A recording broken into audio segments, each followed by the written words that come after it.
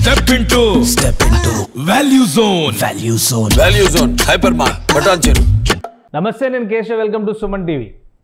Telugu Desam party రెండో విడత యాత్రల్ని మొదలు పెడుతోంది.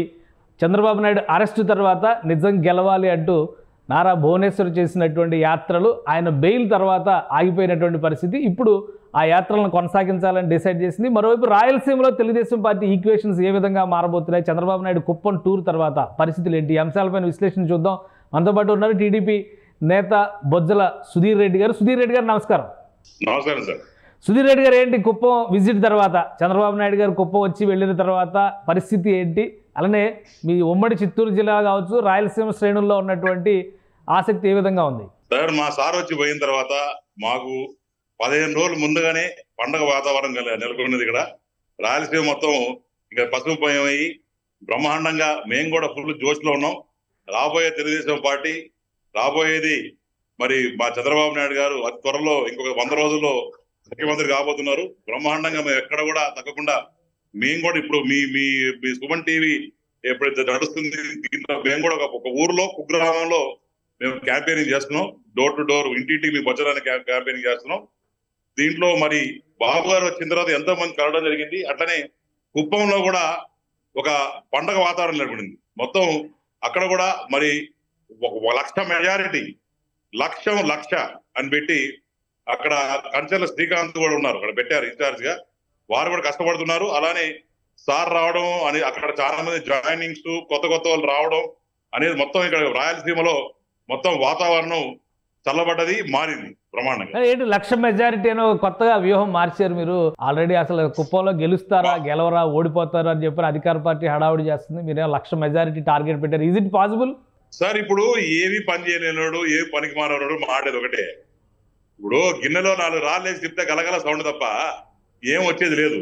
కాబట్టి ఇదే రకంగా ఈ వైసీపీ నాయకులు చేతగానోళ్ళు డబ్బులు లేవు ఖర్చు పెట్టేదానికి, మొత్తం నాశనం చేసి పెట్టేసినారు. డెవలప్మెంట్ లేదు, ఏదో ఫ్రీ బీస్ అని చెప్పి ఆడాడ కొద్దిగా ఏదో వర్ష చినుకులు పడ్డట్టు అక్కడక్కడ ఇస్తున్నారు. కానీ ఎక్కడ కూడా వీళ్ళు ప్రాపర్ గా ఈ నవరత్నాలు అనేది ఎక్కడ కూడా ఇదే పరిస్థితి. ఇప్పుడు మీకు తెలిసిన విషయమే. మీకు మీ మీడియా ఏంటంటే అన్నింటిలో ఫ్రంట్ ఫేస్ లో ఉంటుంది, బ్రహ్మాండం తెలుస్తుంది. ఇప్పుడు వరకు జీతాలు ఎక్కడ ఇచ్చారు సార్? ఆంధ్రప్రదేశ్ జీతాలు లేవు, బాడులు లేవు, ఏమీ లేవు. అసలు శ్వేతపత్రం రిలీజ్ చేయమంటే అసలు శ్వేతపత్రం అర్థం కూడా తెలియని పరిస్థితి ఈరోజు గవర్నమెంట్ ఉంది. డెవలప్మెంట్ అనేది చిన్నది కూడా లేదు. కానీ దీంట్లో భాగంగా ఏమంటారంటే ఈ స్టైల్ వై నాట్ 175 వచ్చేదానికి అప్పుడే రావాలి, ఇప్పుడే వస్తున్నారు. Why not 175, why not Kuppam అంట. కానీ లాస్ట్ టైం ఎలక్షన్స్ లో చంద్రబాబు నాయుడు కానీ తెలుగుదేశం పార్టీ కానీ రాయలసీమలో పరిస్థితి మనం చూసాం, 3 సీట్లకు పరిమితం అయింది. ఈసారి క్లీన్ స్వీప్ రాయలసీమ అంటున్నారు జగన్మోహన్ రెడ్డి. అంటే రాష్ట్రం సంగతి పక్కన పెట్టండి, 175 అనేది కూడా అంటున్నారు, అది పక్కన పెట్టండి. రాయలసీమ విషయంలోనే మనం ఒకసారి మాట్లాడి చూద్దాం. అక్కడ ఇప్పుడు ఉన్నటువంటి ఈక్వేషన్స్ లో తెలుగుదేశం పరిస్థితి ఏంటి సార్? బొజ్జల గోపాలకృష్ణారెడ్డి తనయుడుగా వాళ్ళ బిడ్డగా నేను చెప్తా ఉండా, రాయలసీమలో కానీ మాకన్నా 1 సీటు ఎక్కువ తెచ్చుకోమని చెప్పు, నేను రాజకీయ సన్యాసం చేస్తా సాక్షిగా. మీరు అప్పుడే సన్యాసం దాకా వెళ్తే ఎలాగా? కెరియర్ స్టార్ట్ అయిందే last time. I'm so confident that I can give commitment. I'm not giving all false commitment like false people. ఎందుకంటే గ్రౌండ్ రియాలిటీ చూసి చెప్తా ఉన్నాం. నేను దగ్గర 8 నెలల నుంచి నేను ప్రతి గ్రామము, ప్రతి ఊరు, ప్రతి ఇల్లు తిరుగుతా ఉన్నా. వీళ్ళు చేసిన డెవలప్మెంట్ శూన్యం సార్. ఒక రోడ్ లేదు, ఒక ఇల్లు లేదు, కనీసం సైడ్ కాలువల్లో చెత్త ఎత్తలేదు. ఎక్కడ పట్టిన పందులు కుక్కలు. కనీసం పాత కాలంలో ఫాగింగ్ చేస్తున్నారు. ఆ ఫాగింగ్ చేయకపోతే కనీసం ఈ దోమలకి ఏమన్నా సచ్చేటివి. ఆ రోజు దోమలపై దండయాత్ర అని ఏదో, ఈ దండయాత్ర అనేది నిజంగా ఫన్నీ వర్డ్, ఐ అగ్రీ. దోమలపై దండయాత్రలు పెట్టి చరవాడ పెడితే దాని గురించి అవహేళన చేసి దాని గురించి జోకులేసి ఈ రోజు దోమలని మన మీద దండయాత్ర చేసే పరిస్థితి. రైట్. మరి భువనేశ్వర్ గారు మళ్ళీ ఏంటి ప్రజాక్షేత్రంలోకి వెళ్ళాలనే ప్రయత్నం, ఈ యాత్ర మొదలు పెడుతున్నారు. ఏంటి సడన్ గా మళ్ళీ ఈ డెసిషన్ ఎందుకు తీసుకున్నారు? ఎందుకంటే నిజం గెలవాలి అన్నారు, గెలిచింది అని చెప్పినటువంటి కాన్సెప్ట్ తో యాత్రలు ఆగిపోయినాయి. మళ్ళీ ఇప్పుడు యాత్ర మొదలు పెట్టాలనే ఆలోచన ఎందుకు తీసుకుంది పార్టీ? సార్, ఇప్పుడు సింపుల్ విషయం ఒకటే సార్. నిజం గెలవాలి, నిజం గెలిచింది. ఆ రోజు భువనేశ్వరమ్మ స్టార్ట్ చేసిందే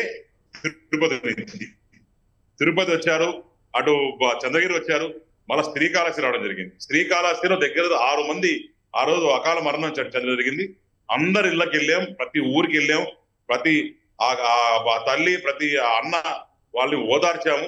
వాళ్ళకి 3 లక్షల ఇది కూడా డబ్బులు కూడా ఇవ్వడం జరిగింది. ఆ అమ్మ వచ్చినప్పుడు ఏ రకంగా స్పందన ఉండిందంటే నా భూతో నా భవిష్యత్తు మీరందరూ కూడా చూశారు. ఏ రకంగా కాళాస్తిలో వచ్చారు, అందరూ ఏ రకంగా ఆవిడ రిసీవ్ చేసుకున్నారు, ఏ రకంగా ఆ ఇంట్లో చనిపోయినా కూడా వాళ్ళ ఇంట్లో బాబు గారు అంటే ఒక దేవుడు లాగా, ఒక అన్నలాగా, ఒక తమ్ముడు లాగా. ఎందుకంటే బాబు గారు వల్ల ఎన్నో కుటుంబాలు బాగుపడ్డాయి సార్. మా ప్రాంతంలో నీళ్లు లేని ప్రాంతం, రాయలసీమ నీళ్లు లేని ప్రాంతం, కరువు ప్రాంతం, అట్టాడిది హెచ్ఎన్ఎస్ఎస్ తీసుకొచ్చి ఒక సస్యశ్యామలంగా నీళ్లు ఇచ్చి అక్కడ మా దగ్గర బ్రహ్మాండంగా నీళ్లు తెచ్చిన ఘనత చంద్రబాబు నాయుడు గారు. ఈ రోజు గుక్కడ నీళ్లు తాగుతున్నారు, ఒక ఇంట్లో ఉంటున్నారు, లేకుంటే బ్రహ్మాండంగా అక్కడ రోడ్లు డెవలప్ చేశారు, ఇల్లు ఇచ్చారు, లేకుంటే సోలార్ కరెంట్ ఇచ్చినారు. మా చుట్టుపక్కల ఫ్యాక్టరీలు వచ్చాయంటే అది కేవలం చంద్రబాబు నాయుడు గారు దయ వల్ల. ఈ రోజు వాళ్ళ తల్లి కుప్పటి దుఃఖంతో ఆయన జైలు వేసినప్పుడు వచ్చినప్పుడు ఏ రకంగా స్పందన ఉందో చూసారు.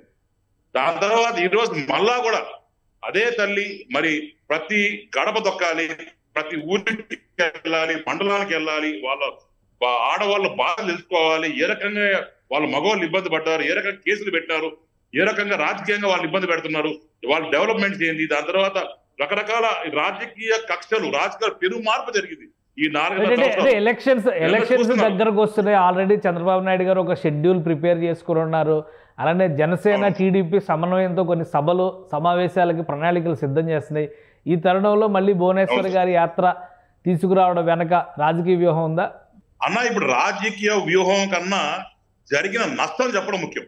ఎందుకంటే ఏ రోజు బయట రాని నందమూరి తారక రామారావు గారి బిడ్డ, ఒక ఎక్స్ సీఎం చంద్రబాబు నాయుడు గారి wife Lokesh, Nara Lokesh ex minister గారి మరి అమ్మ, ఇంత వాల్యూస్ నుండి ఏ రోజన్నా మీరు ఎప్పుడన్నా మీ సుమన్ టీవీని అడుగుతున్నా, ఏ రోజన్నా ఆమె బయట వచ్చిందా? ఇంటికి పోతే కాఫీ టీవీలు ఇచ్చి నమస్కారం పెట్టి లోపలికి వెళ్ళిపోయే మనిషి ఈ రోజు రోడ్డు మీదకి వస్తుందంటే ఎందుకు వస్తున్నారు ఒక్కసారి ఆలోచించారు మీరందరూ. ఈ రోజు వస్తుందని రాజకీయం చేస్తున్నారు కానీ ఎందుకు వస్తున్నారు? ఇప్పుడు మరి పార్టీల మధ్య సమన్వయం విషయంలో క్లారిటీ వచ్చేసిందా? ఎవరు ఎక్కడి నుంచి పోటీ చేస్తారు ఏంటనేది? రేపు బొజ్జల సుధీర్ రెడ్డి గారు కాళహస్తి నుంచే బరిలో దిగుతున్నారా? సార్ తప్పకుండా బడిలో ఎవరు దిగినా కూడా మేము సపోర్ట్ చేస్తాం. అంటే ఆల్రెడీ మీ అధినేత వచ్చారు కాబట్టి ఏమైనా క్లారిటీ ఇచ్చారా? అది నేను అడుగుతుంది. ఇప్పుడు కుప్పంలో 3 రోజులు మకాం వేశారు, చుట్టుపక్కల నియోజకవర్గాల పరిస్థితి కూడా సమీక్షించారు. ఆల్మోస్ట్ మాకు ఉన్న సీట్ల వరకు క్లారిటీ ఇచ్చారు సార్. అది పర్సనల్, అది ఇంకా మేము డిక్లేర్ చేసి సుమన్ టీవీ ఫస్ట్ ఇస్తాను, నేను ఇంటర్వ్యూ చెప్తాను.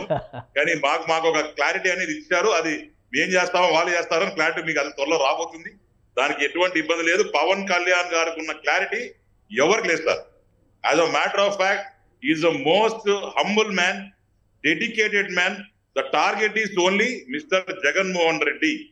ఎట్ట పరిస్థితులు అయినా సరే ఈ నరకాసుడి చేతిలో నుంచి ఏ రకంగా అయితే ప్రజలు ఇబ్బంది పడుతున్నారో సీట్ల విషయంలో కూడా క్లారిటీ వచ్చేసిందా? ఇద్దరికి సీట్ల విషయంలో కూడా క్లారిటీ వచ్చేసిందా? ఎప్పుడు ఫస్ట్ లిస్ట్ ఎప్పుడు ఉండొచ్చు? నాకు తెలిసి పండగ లోపలే ఉండదు సార్. ఫస్ట్ లిస్ట్ కంపల్సరీగా ఫస్ట్ లిస్ట్ అనేది పండగ లోపల ఉంటది. ఇక కొద్దిగా ఏదో అక్కడక్కడ అడప కొన్ని సీట్లు ఉంటాయి, అది తెలిసిందే. కొద్దిగా ఏ రకంగా ఉంటుందో మీకు ఇంకొకటి కూడా ప్రెస్ వాళ్ళకి ఇంకొకటి కూడా మేము కూడా సర్ప్రైజ్ ఇవ్వబోతున్నాం. ఇంకొక పార్టీ కూడా మంచి పార్టీ చేరబోతుంది. ఏ పార్టీ చేరబోతుంది? పార్టీ ఇంకేమైనా కొత్త పార్టీనా? సర్ప్రైజ్ అనేది ఏముంది సార్? సో ఇంకొక 10 రోజులు ఆగండి, అది కూడా రివీల్ అవుతుంది. సో మహాకూటమి అనేది ఏర్పడుతుంది.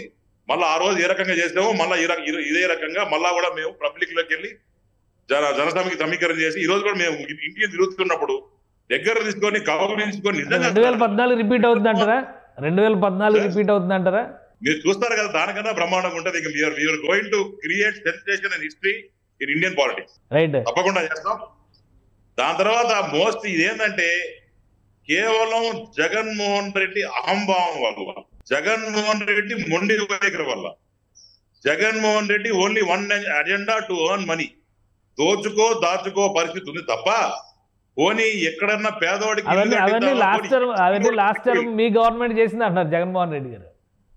సార్ లాస్ట్ టైం మీ గవర్నమెంట్ చేసింది ఈ పని అంతా అంటున్నారు జగన్మోహన్ రెడ్డి గారు.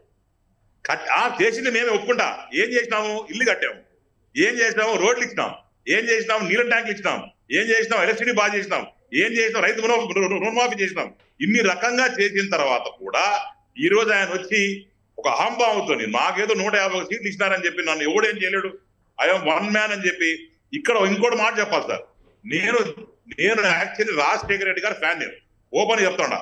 ఎందుకంటే ఆయన మహానుభావుడు ఎంత బాగా చేశాడో, పేదవాడికి ఏమేం చేశాడో అందరూ చూసాం.